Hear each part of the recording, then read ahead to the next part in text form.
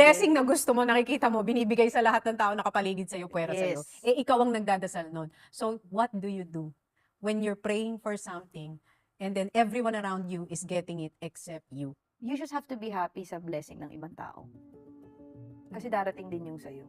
Siguro, sometimes, kaya mo nakikita kasi yun yung focus ng utak mo eh. So, you just have to let go. Alam mo talagang let go, surrender talaga.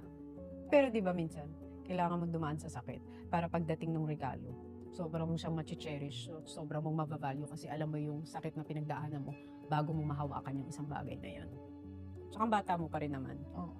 Oo nga. Hindi pa naman menopause. Kaya ako, di ba sabi ko, parang ayokong i-share yung pregnancy ko. Tapos sabi ni Mikey sa akin, kahapon lang, i-share mo kasi, baka may matulungan ka. Baka may taong ganyan din ang pinagdaanan Oo, niya. kasi sa journey mo na yan, waiting ka lagi kung matutuloy ba yung pregnancy mo or not. Tapos naging okay ka naman. Huwag mong i-gatekeep yung naramdaman mo or yung journey mo. Kasi yung kasama mo dyan sa infertility journey,